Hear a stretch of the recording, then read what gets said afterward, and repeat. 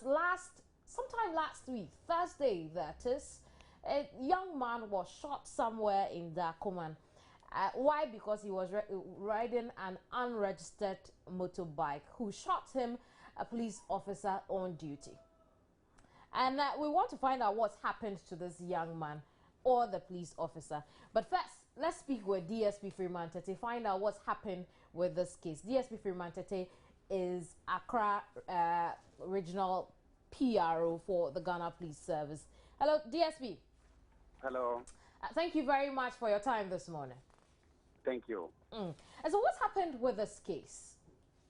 Which case is that? We're talking about the young man who was shot sometime last week in Darkuma for riding an unregistered motorbike. Yes, as I indicated to sister station, the police officer at the center of it has been interdicted. He was actually put in a police cell or detained, and later another information that should be interdicted. So the police administration has interdicted him. I see. What does this mean? He will be investigated. He's going to step aside. He will not be in work, and he will be investigated because he's at the center of the whole thing. So he will be investigated by a committee. Speaking of investigations, how far with that? It's an administrative investigation. Any act of misconduct on the part of a police, unprofessional conduct, suspected unprofessional conduct on the part of a serving police officer is subjected to investigation. And not only that, anytime a police officer fired a weapon, it must be investigated. So you establish the circumstances under which that weapon was fired. And besides one thing, there was a casualty. The fatality was recorded. Somebody was shot, so that was why it was necessary that immediate investigation should be conducted to establish whether the policeman did anything wrong. I see. How about this young man who got shot? How is the police dealing with the health of this young man? Well, as I indicated, our focus at the moment is to find out whether the policeman indeed misconducted himself, whether he has acted unprofessionally. That is the focus. I see. But in any case, anytime it happens to being a human being, normally the district commander, all the regional commander, any of the important police officers do get in touch with the victim in question. So not that we don't shun the victim at all.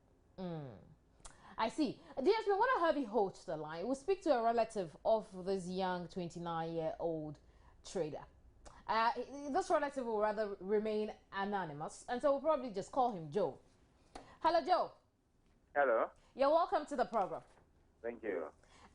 Then, from what DSP has told me, I can then safely conclude that you're taking care of the bills of your brother. Yeah, of course, I'm doing that. I'm taking care of all that. I see. How do you feel about that? Yeah, I was thinking the police will come in to take care of the bills and all that, but they just left everything to the family, and we are just managing and scratching the ground to see how best we can help getting back to work financially. I want to would want to know why the police cannot do that at this point. Is that right? Yeah, of course. Right. DSP, is there a reason the police cannot do that at this point? The police cannot take care of this young man for now? Okay. Conducted investigation into it. We are holding the policeman responsible. So he must be investigated to establish whether truly he has acted unprofessionally or he has misconducted himself. So that is our focus as at now. Absolutely. And once we know the gentleman is on admission at the hospital, so it will be very difficult for us to immediately come in and then start settling bills when investigation are just commencing to the matter. It will be very difficult for the police. We need to take things one after the other. Right. To establish, first of all, that truly indeed the policeman has misconducted himself or he has acted unprofessionally. We should not forget that he was on a lawful duty. Every policeman at a particular point in time has a responsibility to prevent crime. So when something of this nature happens, we have to institute a probe into it to establish whether indeed an offense has been committed on the part of the policeman. And it just happened. He has been interdicted. Action has been taken. Immediate action has been taken. So I think it is itself enough of a commitment on the part of the police administration to get into the bottom of it. I see. Joe, how's your brother? Yeah, he's responding to treatment. You know, his lower intestines and his bladder were shattered. So they have to amend that one first. So that was mended, and he has to recuperate. And as at the moment, the bullet is still there. According to the doctors, he must get well. So far as the intestines that were stitched are concerned, before they can start trying to trace the bullets. So that's the situation right now. And with the police, hello. I'm listening. Yeah, with the police, I'm not a lawyer, but I think that if even you suspect a criminal, you rather immobilize the motorbike by shooting the tie, and so they can arrest him and investigate. Ask why he was doing committing the crime. You don't kill him.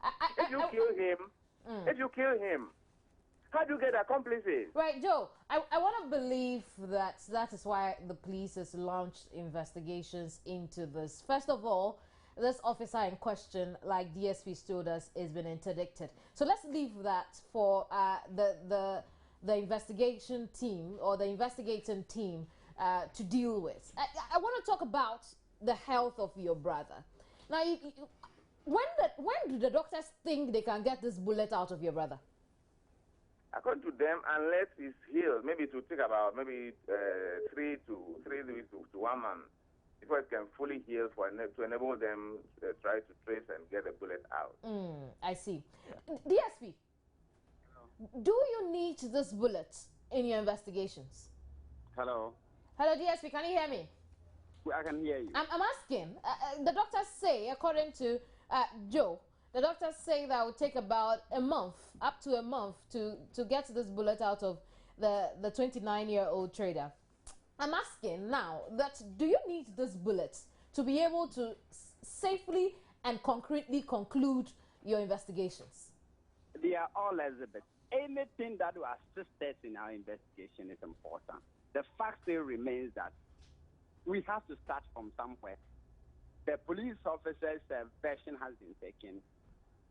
We take little things into consideration. So the bullet itself is also very, very important. As the policeman has not denied that he did not shoot. So whether we get a bullet or not is immaterial in this case.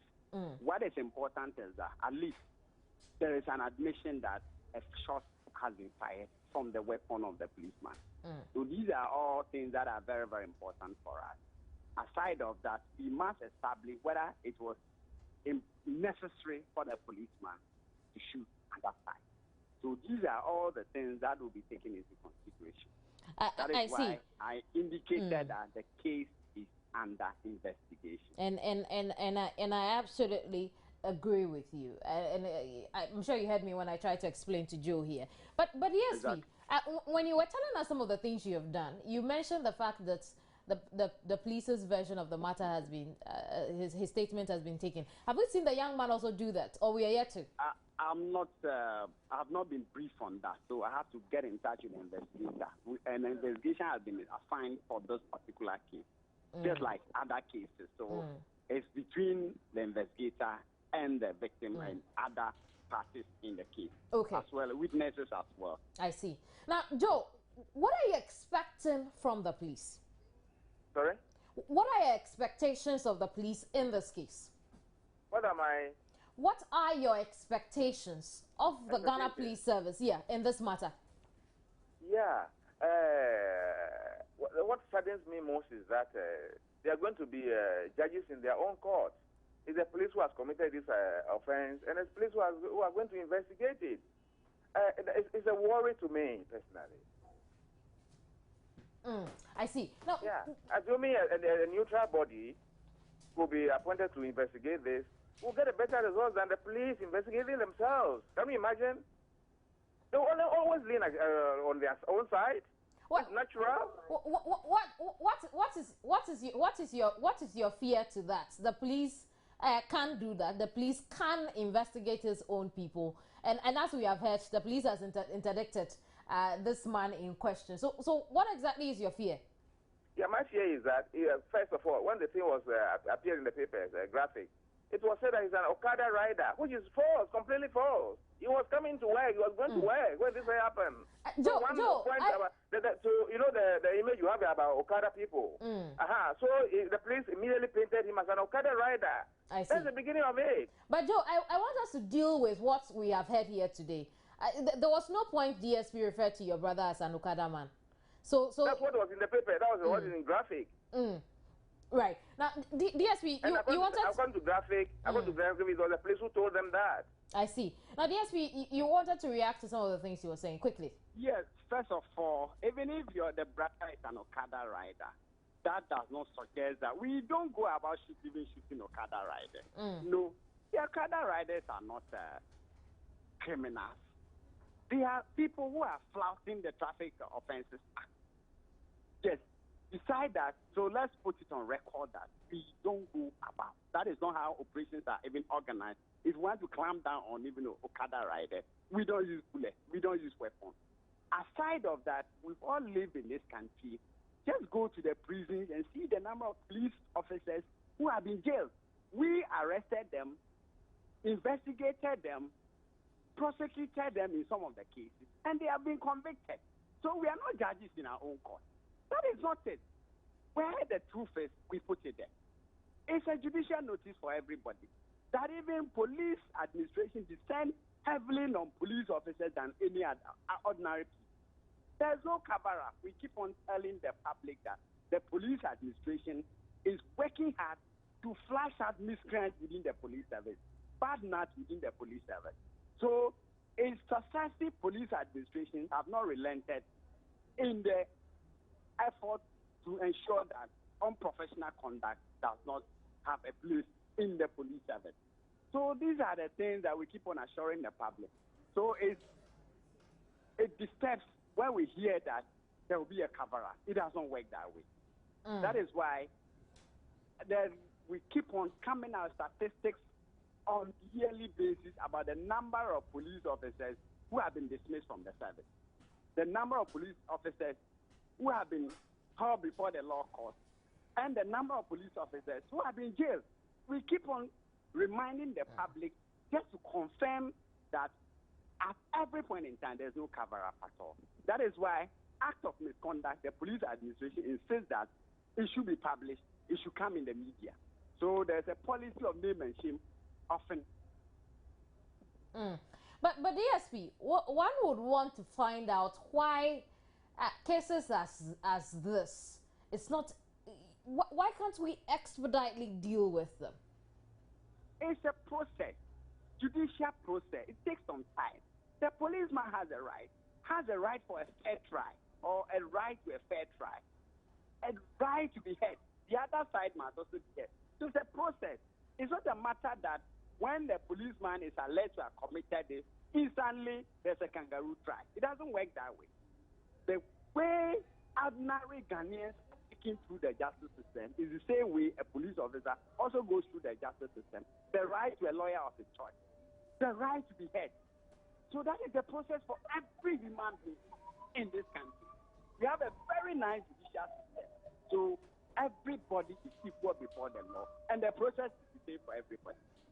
So the fact that a policeman is alleged to have misconducted himself or has flouted the law does not suggest that immediately we should just prosecute that person and sentence should be handed right over. Now, Joe, I want to let you go at this point while I continue the conversation with DSP.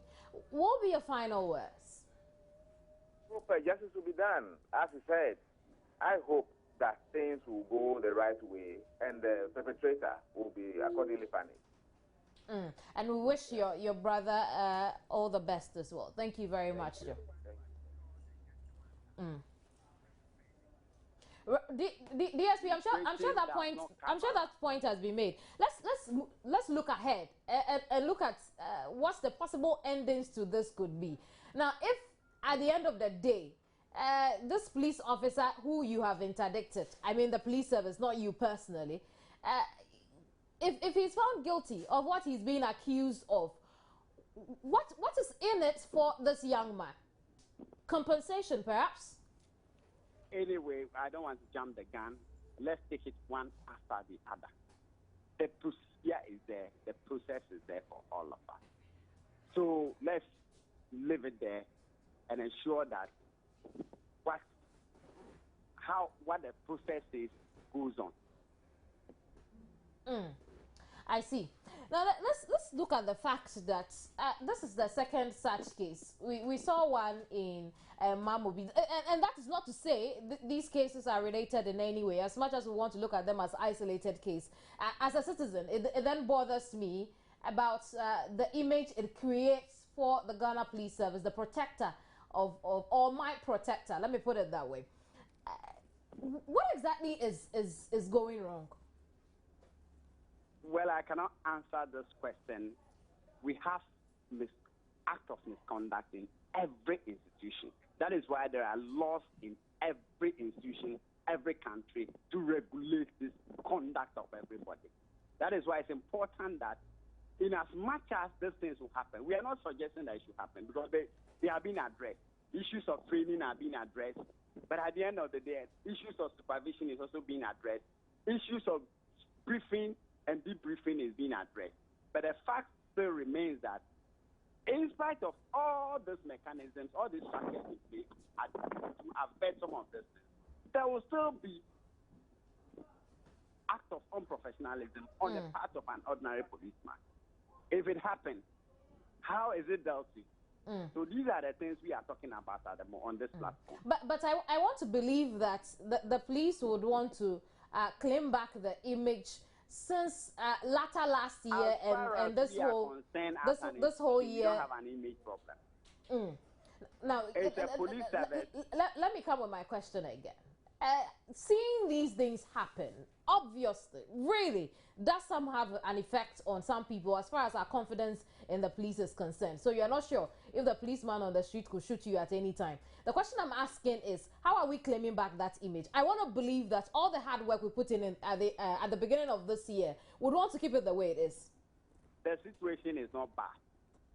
At a point in time, one policeman or two will misconduct himself, and that person will not be treated with kid gloves.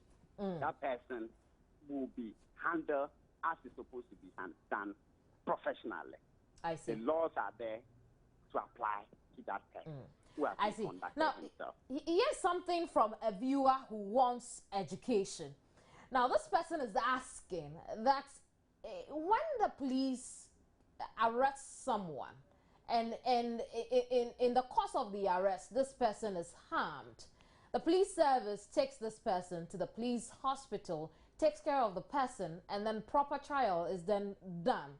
How different is such a case from this young man's case so that the police cannot pay for or cannot take care of the medical bills here? I'm not saying that the police cannot take care of the medical bills. Maybe the police administration is even considering that. I wouldn't be in a position to, because I've not been given any hints about the police administration considering that. But what is important now is that there has been a shooting incident, a victim is involved, and an alleged perpetrator is also involved. The system is dealing with the alleged perpetrator. We are only hoping that the victim should be alive to further assist us with the investigation. And we are very grateful to the family for at least doing it best to make sure that this gentleman is alive. But the fact still remains that in as much as all of us have a responsibility to keep one another alive, we also have a responsibility that when a policeman stops, you have to stop. That is the first-hand information important. A policeman who is on lawful duty, when he or she stops you, you have to stop. So it's supposed to be a lesson for all of us nobody at this moment is apportioning blame. But it's also important that when we are stopped by law enforcement officer, we have to stop. It's important. We'll leave our conversation here for now. We look forward to another one when this committee manages to finish its investigation. Thank you very much, DSP.